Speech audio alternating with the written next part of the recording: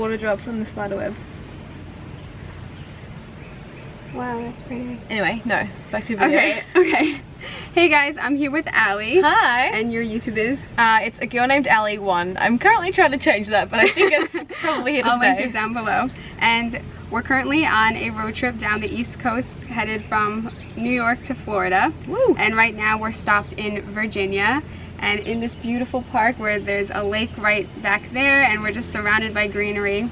It is beautiful. We've had a lot of interesting talks on the car ride, and one huge one was just linking positive mindset and eating, and we were saying why people find it so difficult to actually stick in the guidelines of veganism, because people tend to view vegan as a rule book, and like all these rules to follow, but really it's just like you said, how there's one thing that we all share in common, and it's that we don't eat animal products. And then just beyond that, it's all blurry. It's I wouldn't say completely blurred lines, but you know, the one main common trait is like we all want to live without harming others. Live with compassion. As best as we can. And so I think, you know, there's a sort of general, you know, vegans don't eat meat, dairy, eggs, honey, all that that's stuff. How like people view the it food is like kind of the core.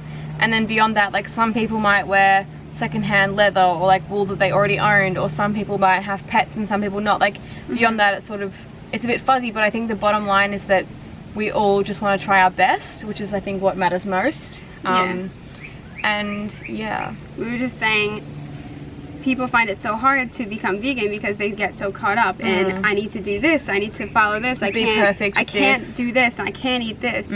But we were just thinking that if you really, all you really have to do is follow what you believe and just live according to what feels best in your heart. And like as best as you can. You can't, you know, none of us are 100% perfect. We can't live that way, and it's stressful sometimes thinking that. but like we have to just do what we can. And I think especially if you're new to veganism or considering coming into it, don't put so much pressure on yourself, you know, just like nothing has really changed. Like forget the label for a second. Like the day before, you likely were going about life wanting to like cause the least harm to others, and today it's the same. The only thing that's changed is sort of the information that you have. Like you realize that some of the things you're doing aren't that great. Everyone wants to help the environment and be kind. No one wants to intentionally hurt animals and like kill the environment. So really, except the Yulin Dog Festival, but that's another story. Okay, well maybe some people do want to hurt animals, but that's another story. Most people watching these videos probably don't.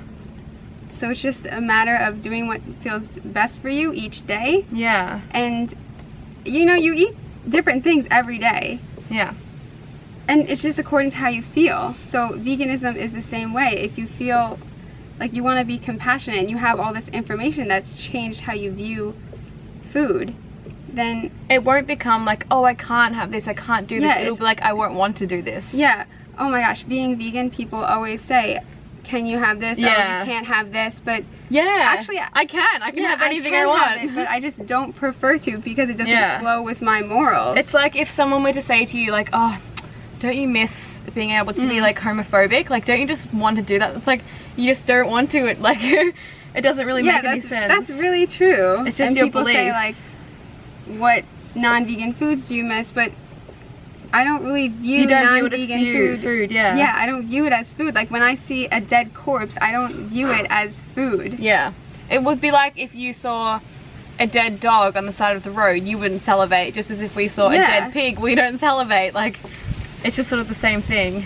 I forget where I saw it, but it was saying how if you put a baby in front of a cow, it's gonna hug it, and then you put it in front of a carrot or something like that, it'll eat it. It's not gonna go and slaughter the cow and jump on it, like take out its claws and its canine teeth. Exactly. We would never be able to do that in nature. Like it's just what we've been conditioned. To love animals. Like, and that's the thing. Like if you, like kids don't know that chicken nuggets were once baby chickens that they would love. Like you really don't know. Like we were sorry, real quick, look at that ant carrying a little breadcrumb. How cute is that?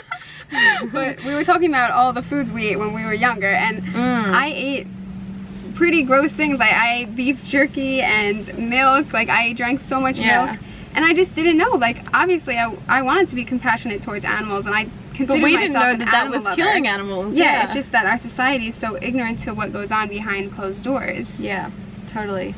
But once you find that information, you want to shout it from the rooftops and exactly. let everyone know. And yeah, once you sort of figure it out, I remember the first, you know, sort of night or whatever I had my awakening, I guess.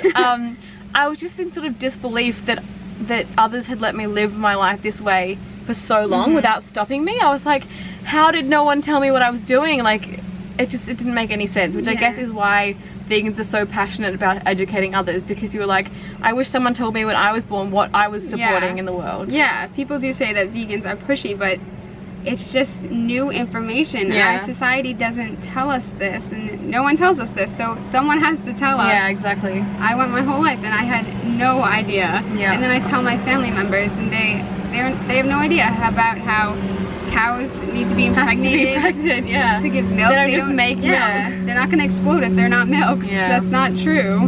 But we're taught these things to make it easier. And oh, hi B. So thank you guys for watching. I'll link Allie's YouTube channel and everything down below. So bye. Bye.